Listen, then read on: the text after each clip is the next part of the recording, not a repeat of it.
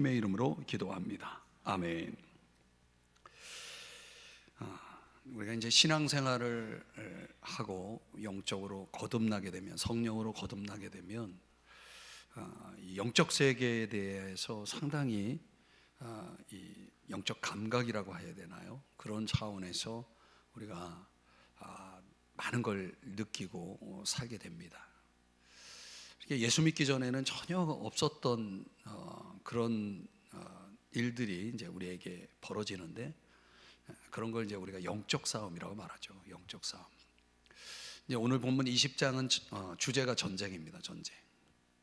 사실 이스라엘이라고 하는 나라는 지리적인 위치로 보면 이 주변으로부터 끊임없는 위험에 노출되어 있는 민족이었습니다. 서쪽으로 보면은 바다죠. 더 이상 갈 데가 없는 지중해라고 하는 바다가, 동쪽으로 보면은 산, 그리고 많은 광야가 있기 때문에 거기도 뭐 볼 게 없는 거예요. 남쪽으로 보면 당시로 말하면 아주 강력한 제국 애굽이라는 나라가 버티고 있고, 북쪽으로 가보면 아수르나 바벨론과 같은 또 신흥 강국이 자리를 딱 잡고 있는 겁니다. 어느 쪽으로도 갈 수 없는, 어느 쪽으로도 안전할 수 없는 사방이 어떻게 보면 위험한 그런 지리적 위치에 자리 잡고 있었다는 거죠. 이스라엘은 불가피하게 군사적 대결을 피할 수가 없었던 거예요. 그러면 그런 사방의 어떤 그런 위험의 요소들을 감당할 수 있을 만한 어떤 그런 능력이 있었느냐? 오늘 1절에 이런 표현이 나와요. 많음을 볼지라도. 이 상대 제국을 비교로 한다 그러면 상대 적들은 말, 병거 이런 것들로 무장되어 있다면 이스라엘은 그런 게 없어요.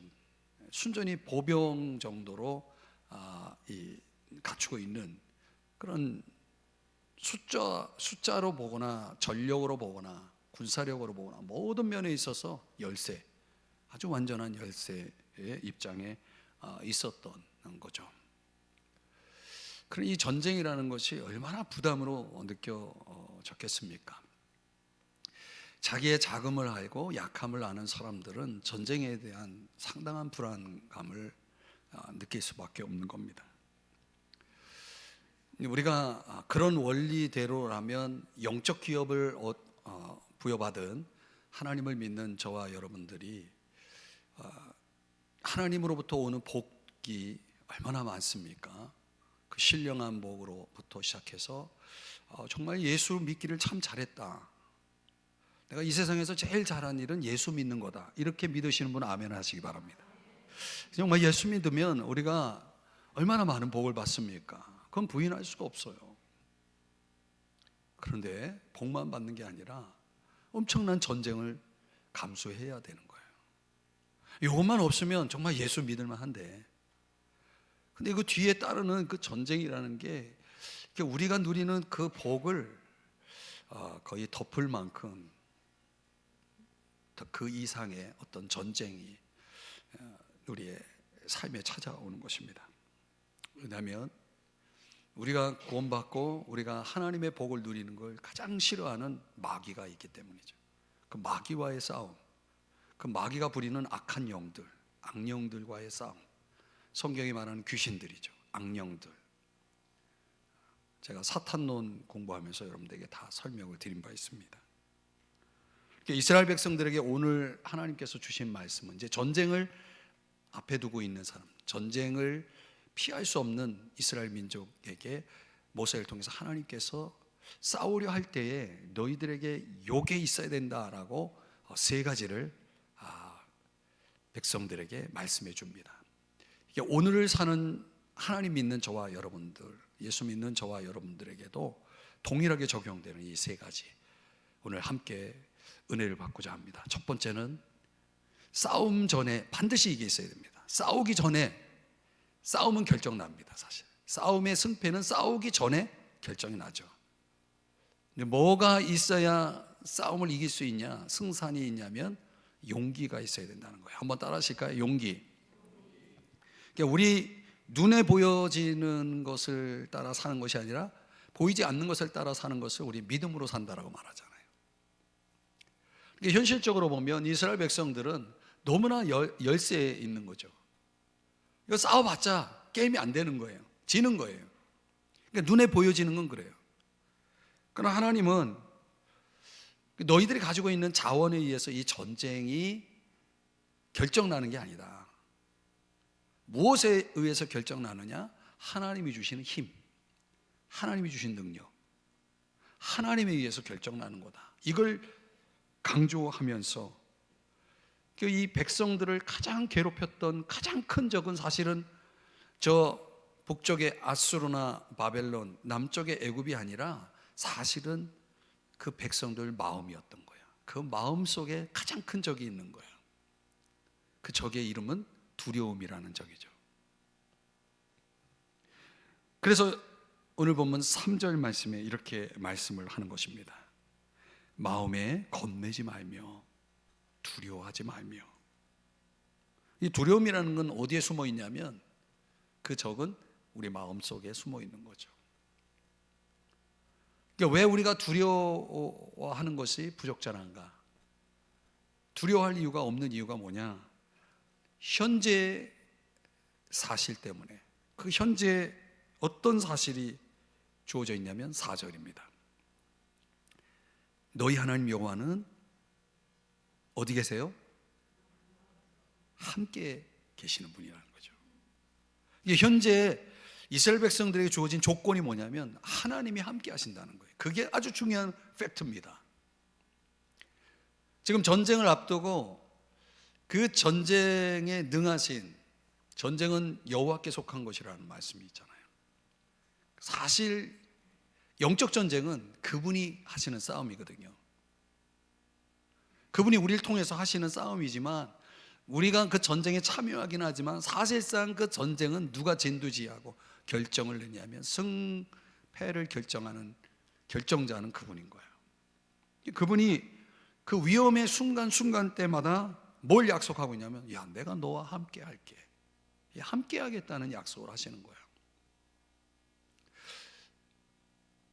이번 새벽 기도의 묵상의 본문이기도 하지만은 이 폭풍 비바람에 배가 막 전복 상태에 있을 때 제자들은 죽을 것이라고 생각하고 그 죽음이라고 하는 두려움 앞에 그냥 항복을 했단 말이에요. 주님은 그 배에 타고 계셨는데도 불구하고 말이죠. 주님, 우리가 죽겠나이다. 빨리 우리 어떻게 좀 해달라고 호들갑을 떨잖아요. 그러니까 우리가 주님을 믿고 있는데, 주님이 우리와 함께하고 있는데 우리도 현실 세계, 우리의 현실이 뭔가 불리해지고 뭔가 위험해진다라고 생각하면 죽을 거라고 생각하는 거예요. 그러니까 하나님이 함께 하시는데, 우리 예수님이 함께 하시는데 그게 전혀 내 삶에 영향을 주지 못해요. 우리의 믿음이라는 건 뭐냐? 그래서 주님이 제자를 향해서 뭐라고 말합니까? 이 믿음이 작은 자들아 그러잖아요. 믿음이 없다라고 말하진 않아요. 주님을 깨우는 거 보면 그러나 그 믿음은 작은 믿음인 거예요. 그냥 믿어도 되는데 주님이 타고 있는 배가 전복이 되겠어요? 주님이 타고 있는데 제자들이 죽겠어요? 그럴 일은 없는 거예요. 그래서 오늘 본문 1절과 4절에서 두 번이나 이 단어가 사용되는 거예요. 함께 하시느니라, 함께 하시느니라. 여러분은 여러분의 인생 속에 주님이 함께 하시는 걸 믿으시나요? 정말 믿으시나요? 무슨 일이 있어도 믿으시나요? 근데 한번 처해 보시면 알아요. 내가 정말 아멘 하는 건지. 인생에서 불가피한 충돌을 겪을 때 우리 그리스도인들이 기억해야 될 건 뭐냐면 그분의 약속이죠. 내가 너와 함께 하겠다는 약속. 그 제자들을 향해서 주님이 지상명령과 함께 주셨던 약속, 마태복음 28장 20절 말씀, 우리 자막의 내용만 같이 함께 읽어볼까요? 시작. 내가 세상 끝날까지 너희와 함께 하는데 가끔 함께 하는 게 아니라 항상, 언제나. 디모데후서 4장 17절에 보면은 바울이 이런 고백을 하는 거죠. 주께서 내 곁에 서서 나에게 힘을 주시면. 정말 사자의 입에 들어 삼켜지는 이런 위험한 순간에서 바울은 뭘 경험한 거예요? 주님이 내 곁에 서서 힘을 주시는 걸 경험한 거죠. 우리가 이런 일들, 이런 기적들을 참 많이 경험하죠. 도저히 어떻게 할 수 없는 이런 상황인데 주님이 힘을 주시는, 그래서 내가 벌떡 일어나 그 싸움에서 이기는 경험 말이죠. 중요한 거는 현재에 함께 하셨던 그분이 과거에도 그분은 함께 하셨던 분이죠. 어떤 방식으로? 신명기 20장 1절에 이 표현이 나옵니다. 애굽 땅에서 너를 인도하여 내신. 사실 이스라엘 백성들은 앞으로 가나안 땅에 들어가서 그분이 계속 함께 하신다라고 하는 그 시점 이전에 그 하나님께서 행하신 일들에 대한 놀라운 경험을 한 백성들이죠. 어떤 경험을 했습니까? 그 애굽이라고 하는 곳에 노예 생활, 지긋지긋한 노예 생활 430년 동안 하면서 있을 수 없는 일들이 벌어졌잖아요. 그들의 힘으로는, 그들은 애굽의 노예로부터 벗어날 소망은 1도 없었던 백성들이죠. 불가능했죠. 그 애굽의 강력한 군사력과 그 정치력 앞에 그들은 그냥 속수무책으로 계속 애굽 정책에 따라서 그들을 지배하고 있었던 거 아닙니까? 그러니까 구원받을 희망이 1도 없는 거죠. 그런 상황에서 그 애굽 군사의 그 막강함이 뒤에서 추격하고 있고, 앞에는 홍해라고 하는 엄청난, 앞으로 나아갈 수 없는 큰 장벽이 있고, 그런 상황에서 어떤 일이 벌어졌습니까? 하나님께서 출애굽기 15장 8절에서 뭘 사용합니까? 출애굽기 15장 8절, 주의 콧김에 물이 쌓이되, 이 콧김이라는 건 바람이죠. 바람. 그분이 한번 콧김을 내쉬면은 물이 어떻게 됩니까? 벽을 이루는 거죠. 파도가 언덕같이 일어서고. 영화 여러분 그런 장면이 딱 볼 수 있잖아요. 이미지가 떠오르죠. 그리고 이 마른 땅, 금방 물이 있었던 그 바닥인데 땅이 벌써 말랐어요. 얼마나 바람이, 건조한 바람이, 얼마나 강력한 바람이 불었으면 그 물이 있었던 그 바닥에 상태가 완전 마른 땅이 되어버렸다는 거예요. 그 정도로 강력한 바람에 의해서 그들이 홍해를 마른 땅처럼 건넜다. 그러나 그 뒤에 추적해오는 애굽 병사들은 어떻게 됐습니까? 다 수장이 되었다는 거죠. 그걸 목격한 백성들 아닙니까? 그러니까 하나님이 전쟁에 있어서 적들을 어떻게 할 수 있는 분이신지를 그들은 분명하게 경험한 사람들이죠. 근데 우리가 종종 과거로 돌아간다는 것은 어리석을 수도 있지만 때때로 우리의 과거를 기억한다는 건 굉장히 의미가 있는 거죠. 하나님께서 우리를 위해서 행하신 일들을 기억한다는 건 엄청난 겁니다. 여러분, 지금까지 하나님께서 우리 인생 속에 이끌어 오셨던 그분의 일하심을 우리가 망각할 때가 많지만, 지금 성경은 봐라, 너희들 과거에 이런 경험이 있지 않냐 하면서 애굽 땅에서 너희를 인도하여 내시는 그 하나님이 아니시냐, 그분에게 불가능이 있겠냐, 홍해도 마른 땅으로 만드시는 그분이 그 강력한 막강한 애굽의 군사력을 완전히 수장시키는 그 강력한 힘을 가진 하나님이 너희들과 함께하고 있지 않느냐라고 말씀을 하고 있는 거예요. 우리들에게 그런 묵상들이 있어야 된다는 거예요. 뭘 통해? 성경을 통해서. 그러면서 그런 동일한 원리대로 이 10장 2절에 이제 너희가 싸울 곳에 가까이 가면 앞으로 있을 전쟁에 대한, 미래에 대한 이야기를 하면서, 그때 하나님께서 누구를 통하여 일하시냐면 제사장을 통해서. 제사장은 백성에게 나아가서 고하여, 제사장이 뭘 사용하는 겁니까? 제사장 이 입을 통해서 선포되어지는 말씀.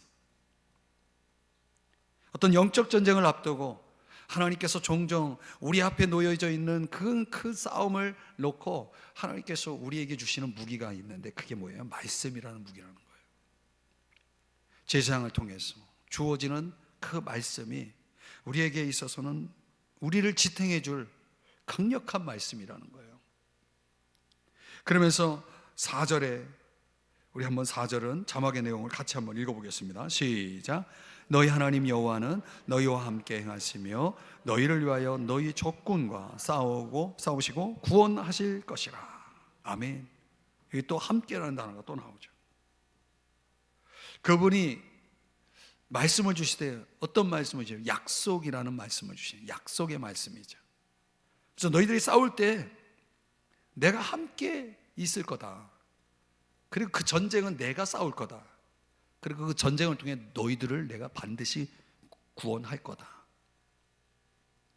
정확한 세 가지 약속이죠. 우리가 이 전쟁을 놓고 용기를 갖기 위해서, 그 용기를 위해서 하나님이 하시는 일이 뭐냐면 현재 함께 하시겠다는 것을 기억하게 하고 깨닫게 하고, 과거에 그분이 일하셨음을, 그분의 일하심을 기억하게 하시고, 그리고 우리에게 앞으로 그 싸움을 앞두고 있는 우리들에게 큰 힘이 될, 무기가 될 말씀을 주시는 것으로 그렇게 작업을 하시는 거예요. 그러니까 말씀이라는 것은 전쟁에 있어서 이보다 더 중요한 무기가 없는 거예요. 그러니까 여호수아가 가나안 땅을 정복하기에 앞서서 이제 총지휘 장군으로 여호수아를 부르셔서 그 여호수아를 향해서 말씀하신 게 뭐냐면, 내 입에서 이 말씀이 떠나지 않게 하고 그 말씀을 묵상하고 그 말씀대로만 너가 지켜나가면 넌 백전백승할 거야. 이렇게 말씀하잖아요. 그러니까 여호수아에게 던져준 강력한 무기는 뭐였냐면 말씀이었다는 거예요. 이 율법책을 내 입에서 떠나지 말게 하라, 그거였거든요. 요한일서 2장 14절의 말씀에도 보면은 너희가 강하고 하나님의 말씀이 너희 안에 거하시며 너희가 흉악한 자 마귀를 이겼습니다.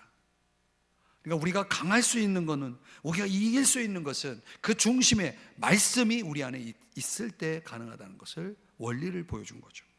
에베소 6장 17절에는 그 하나님의 전신 갑주 가운데, 여러분, 우리가 방어적인 무기도 있지만 공격적인 무기 딱 하나가 뭡니까? 성령의 검, 하나님의 말씀이라는 무기를 우리에게 던져주지 않습니까? 오늘 지금 우리가 전쟁을 위해서 싸움을 앞두고 있을 때 우리에게 가장 필요한 게 뭐다? 용기가 있어야 된다.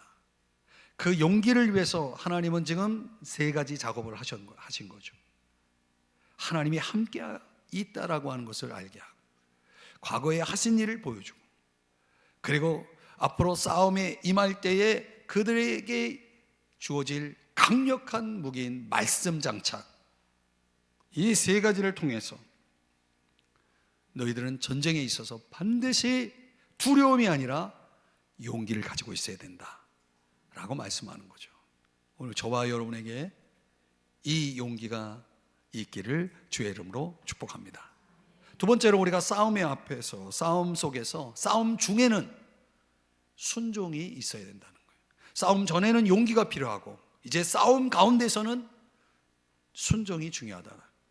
전쟁에 승리하기 위해서는 전적으로 하나님께 순종해야 이기는 전쟁이다라는 거죠. 디모데후서 2장 4절의 말씀에 보면 병사로 복무하는 자는 자기 생활에 얽매이는 자가 하나도 없나니, 자기 생활에 얽매이는 자가 하나도 없나니, 이 부분이 강조가 돼야 되죠. 병사로 모집한 자를 기쁘게 하려 함이라. 그러니까 우리가 전쟁의 한복판에 있을 때는 두려움이라든가 겁을 낸다든가 어떤 결단을 내리지 못하는 그런 요소들이 있어서는 안 되는 거예요. 그러니까 우리가 아주 철저하게 하나님의 그 전투 작전의 전략에 그대로 그분이 지시하는 대로만 움직여야 그 전쟁은 이기는 거예요. 내 생각이 들어가면 안 되고 내 계획이 들어가면 안 돼요. 잠깐만요, 내가 좀 먼저 할 일이 있는데 이러면 안 되는 거예요. 지금 적과 싸우는 상황에서 대장이 지시하는 대로 나를 군사로 부르신 그분을 기쁘시게 하기 위해서 철저한 순종이 요구되는 거죠. 그 철저한 순종에 방해되는 것을 사전에 차단하기 위해서 하나님께서 징집 면제 대상을 네 부류를 여기서 소개를 합니다. 이 징집 네 부류의 사람들은 공통점이 뭐냐면 우리 인간이 살아가는 데서 인생의 최고의 행복 앞에 있는 사람들, 이 땅에서 최고의 행복 앞에 있는 사람들, 그 사람들은 그 행복이 너무 중요하기 때문에 하나님께서 어떤 지시를 내릴 때 그 지시 앞에 흔들릴 수 있는 사람, 집중할 수 없는 사람들, 결단할 수 없는 사람들, 그 사람들이 누구냐? 첫 번째는 새 집을 건축하고 낙성식을 못한 사람들. 아니 지금 새 집 들어가서 살 기분에 지금 막 흥분이 되어 있는데 전쟁을 하러 나가라는 거예요. 그 나가면 그런 생각할 거 아니야. 내가 나가서 죽으면 어떻게 되는 거야? 이 집은 어떻게 되는 거야? 누구 거가 되는 거예요? 이러면 이제 전쟁에 나가서도 집 생각하느라고 전쟁에 집중할 수가 없는 거예요. 그래, 이 사람들 빼라. 전쟁에 나가지 못하게 하라. 두 번째, 6절에서는 포도원을 만들고 그 과실을 먹지 못한 자. 포도원 잘 가꾸고 나서 이제 드디어 과일을 내가 열심히 농사지은 그 과실을 내가 먹을 때가 언제냐면 정확하게는 5년 걸려요.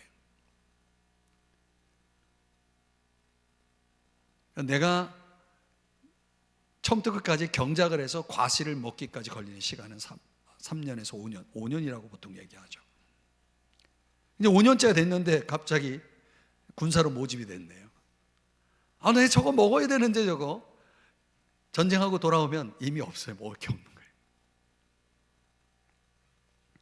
세 번째, 7절에서는 여자와 약혼을 하고 그와 결혼하지 못한 자가 있느냐.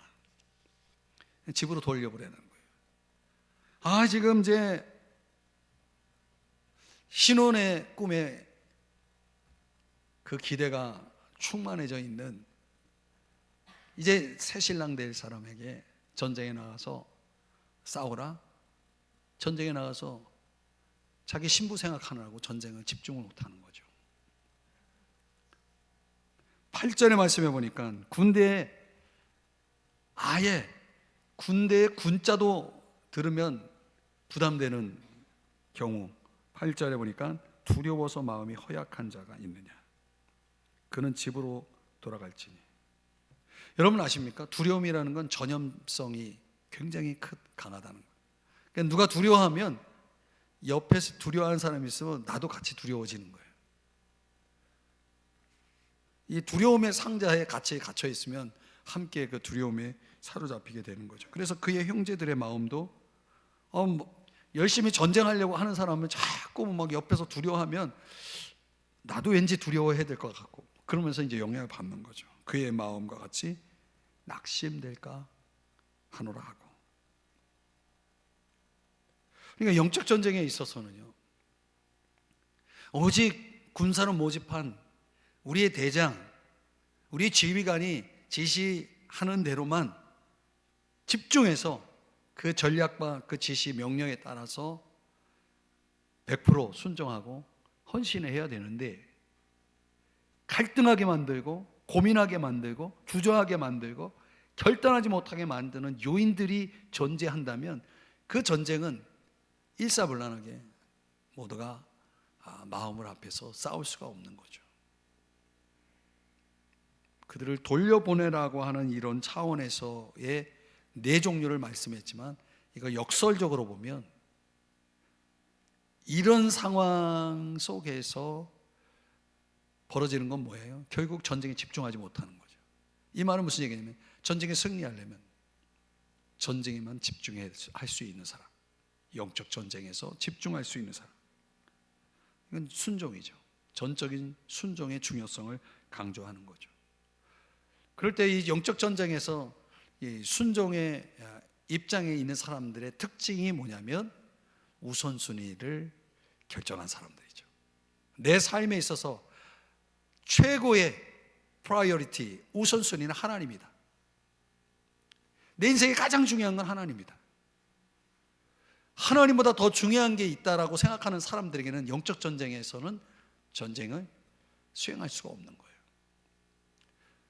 그래서 누가복음 14장에 보면 제자의 기준을 놓고 봤을 때 예수님보다 더 사랑하는 게 있으면 안 돼요. 그래서 가족조차도, 또 내가 가지고 있는 소유조차도 그 어떤 것보다도 예수님이 가장 위에 있을 때 능히 나의 제자가 된다라고 말씀을 하고 있는 거죠. 나의 목적, 나의 소유, 나의 인간관계, 그 어떤 것도 예수님과 나와의 관계 속에서 예수님을 따르는 내 삶에 있어서, 영적 전쟁에 임하는 나에게 있어서 결코 주저함이 없을 수 있는 사람, 이런 사람은 영적 전쟁에서 승리할 수밖에 없는 겁니다. 우리가 여러 가지 다양한 삶의 고민 속에 빠져 있을 때 마귀가 그 틈을 노리죠. 그럼 틀림없이 그 전쟁은 마귀의 승리로 끝날 수밖에 없는 거죠. 그 우리가 삶의 전쟁에서, 영적 전쟁에서 많이 패배하는 이유 중에 하나가 그건 거죠. 제가 이제 농담식으로 그런 얘기 하잖아요. 짜장면을 먹을지 짬뽕을 먹을지 고민하는 사람들은 맨날 고민하다가 끝난다는 거예요. 그냥 무조건 저는 짬뽕이에요. 주저하지 않죠. 그러면 그냥 짬뽕을 시키면 되는 거예요. 그 고민하느라고 시간을 보내는 거예요. 그 시간을 적은 기다려주지 않는 거죠. 적이 기다려주지 않아요. 너 결정할 때까지 내가 기다려줄 테니까 한번 고민해봐. 이렇게 적이 우리에게 시간을 주질 않는다는 거예요. 우리가 날마다 매일의 전쟁 속에서 오늘도 나는 먼저 그의 나라와 그의 의를 구하겠다라고 하는 이런 우선순위를 명확하게 할 때 오늘 우리가 승리할 수 있다라고 하는 것을, 오늘 그런 거룩한 용어를 제가 순종이라는 용어로 바꿔서 여러분들에게 설명했지만은 그런 거죠. 그게 필요하다는 것입니다. 마지막 세 번째, 우리가 전쟁에 있어서 우리에게 꼭 필요한 건 뭐냐? 완전한 정복이라는 거죠. 여러분, 오늘 보면 10절 말씀해 보면 이제 우리가 전쟁을 다 했어. 전쟁이 끝났어요. 적을 이겼다라고 생각했어요. 근데 적은 여전히 남아있는 거예요.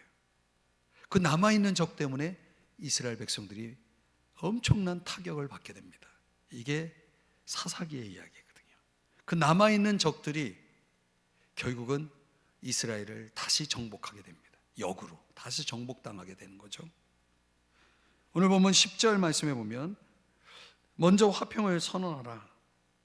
만약 그 제안을 거부할 때는 12절, 싸우려 하거든 너는 그 성읍을 에워쌀 것이며, 15절에 가보면 멀리 떠난 성읍들, 곧 이 민족들에게 속하지 아니한 성읍들에게는 이같이 행하려니와. 그러니까 멀리 떠난 성읍이라고 할 때는 직접적으로 이 백성들, 이스라엘 백성들에게 위협의 존재가 아닌 경우에는 굳이 전쟁할 필요 없죠. 그럼 어떻게 해요? 평화 협정을 맺는 거죠. 그러니까 전쟁의 목적은 이기적인 확장이 아니라 정당한 방어에 있다는 것을 말하는 거죠. 그런데 가나안 민족을 하나님이 진멸하라고 명령한 이유는 신앙적인 이유 때문에. 그래서 18절, 이는 그들이 그 신들에게 행하는 모든 가증한 일을 너희에게 가르쳐 본받게 하여 너희가 너희의 하나님 여호와께 범죄하게 할까 함이니라. 왜 전쟁이 필요하냐면 그 적이 그냥 남아 있는 상태에서는 내가 영향을 받기 때문에, 그 적으로부터 받는 영향, 결국은 하나님과 우리의 관계를 무너뜨리고 마는 거죠. 그러니까 거룩한 백성으로서의 하나님과의 관계, 그 하나님을 유일하신 하나님으로 섬기는데 방해가 되는 적이라면 그 적은 남아있으면 안 된다는 거예요.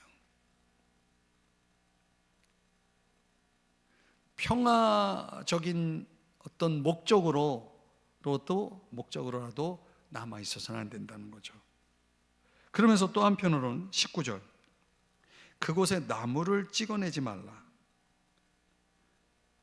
그리고 후반부에 보면 이는 너희가 먹을 것이 될 것임이니, 19절에서 그렇게 말하죠. 이는 너희가 먹을 것이 될 것임이니. 그러니까 이 이스라엘 민족이 전쟁에 임할 때는 방어적인 개념도 있지만 생존적인 개념도 있는 거예요. 그 전쟁을 통해서 얻게 될 수목들, 거기에서 얻을 수 있는 과실들이 우리의 후손들이 먹을 수 있기 때문에 생존적인 거죠. 생존적이고 방어적인 차원에서의 전쟁은 하나님께서 말씀을 하십니다. 그러나 다른 민족들은 전쟁을 그런 목적으로 하지 않습니다. 아주 잔인하고 파괴적이고 자기들의 어떤 이익적인 그런 차원에서의 전쟁을 펼치는 거죠. 그런 야만적인 전쟁과 이스라엘 백성들의 거룩한 전쟁의 차별성을 두는 겁니다. 이 백성들에게 있어서의 전쟁은 신앙적이고 생존적인 차원에서 외적인 전쟁을 치러야 했다면, 오늘날 저와 여러분들은 전쟁의 시대 속에 살고 있지는 않습니다. 오늘 겉으로 볼 때는 우리가 평화로운 그런 시대 속에서 살고 있다고 보지만은, 성경적으로 보면, 신약적으로 보면 엄청난 영적 싸움이 있는 거예요. 그러니까 우리의 싸움은 혈과 육에 대한 싸움이 아니고 악의 영들을 대하는 싸움이라고 에베소 6장 10절에도 말씀하잖아요. 그러니까 실제로 악의 영들이 우리의 눈에 보이지는 않지만 뭔가 나와 계속해서 전쟁을 치르는 중에 있는데, 그 악의 영들이 사용하는, 악의 영들이 겨냥하는 공격 목표가 어디냐면 우리 마음이에요. 우리 속이에요. 그래서 로마서 8장 13절에서 다 같이 한번 자막의 내용을 읽어봅니다. 시작. 너희가 육신대로 살면 반드시 죽을 것이로되 영으로서 몸의 행실을 죽이면 살리니. 그러니까 우리가 우리 안에 있는 어떤 육신적인 죄악적인 그런 성향들이, 이 악령들이 그 약점들을 계속 파고들어서 결국 우리 스스로 무너지게 만드는 거죠. 그러니까 적은 직접적으로 공격해 올 필요가 없는 게, 그 내부에서 서로 싸우다가 죽으면 그냥 그 성을 차지할 수 있는 거예요. 그 마귀가 그렇게 한다니까요. 마귀가 교회를 무너뜨리는 방법이 뭡니까? 그 안에서 싸우게 만들면 되는 거예요. 그럼 교회는 자기들이 굳이 공격하지 않아도 스스로 무너지게 돼 있는 거죠. 이게 참 무서운 거거든요.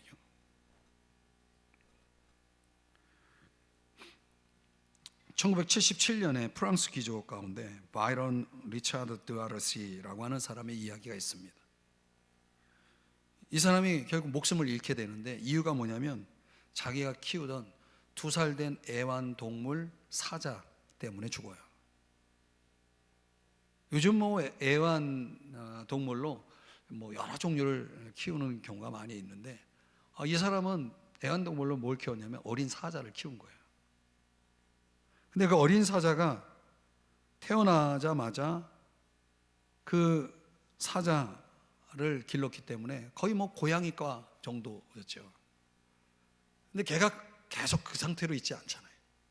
그 사자가, 어린 사자가 이제 컸을 거 아닙니까?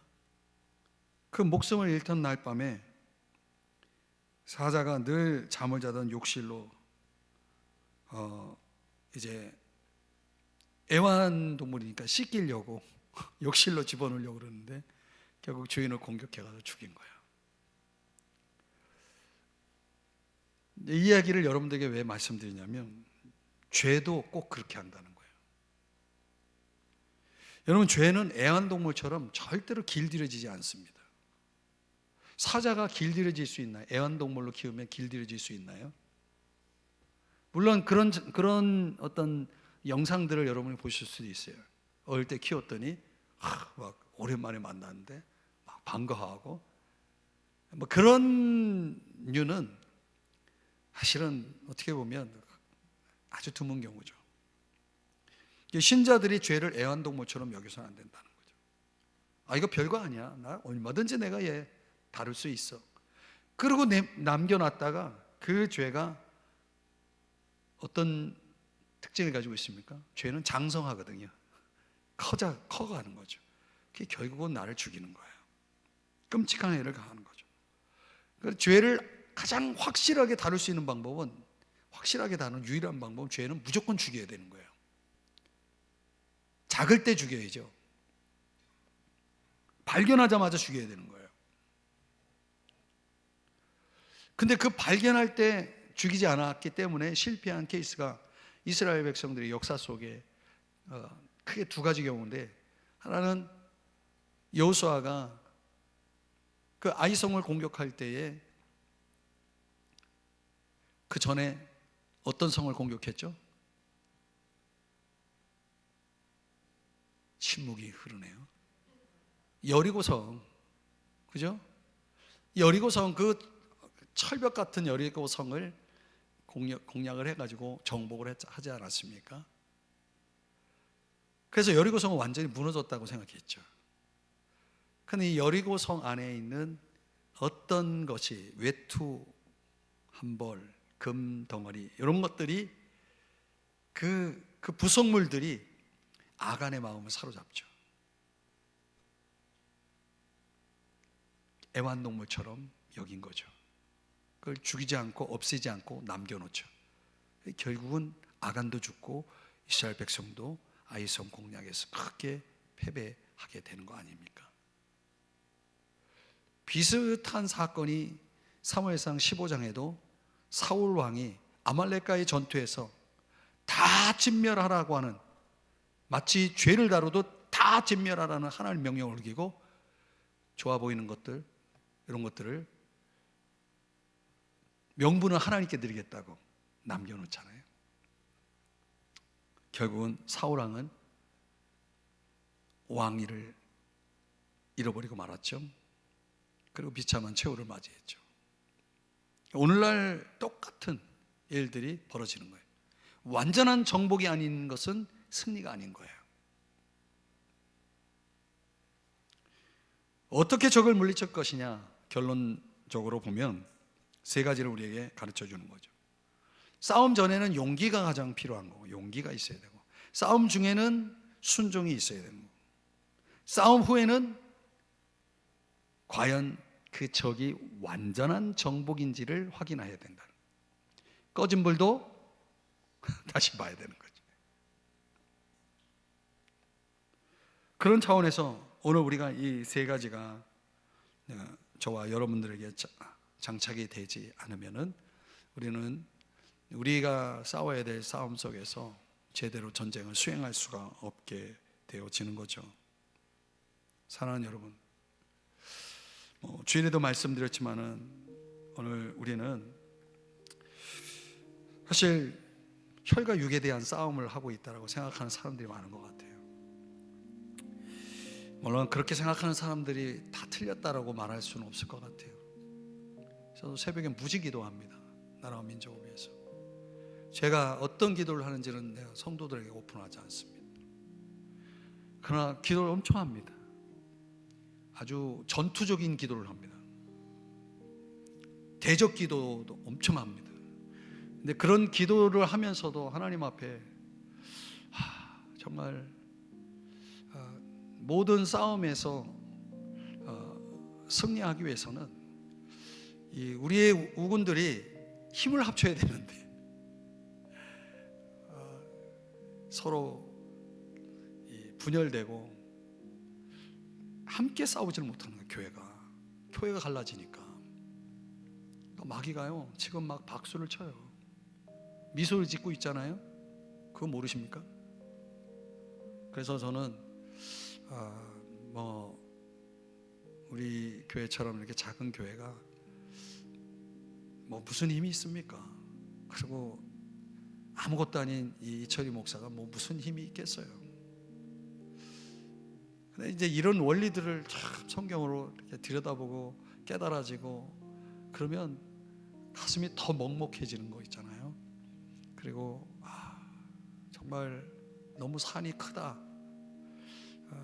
산을 옮길 만한 믿음이 더 있어야 될 필요가 있는 거죠.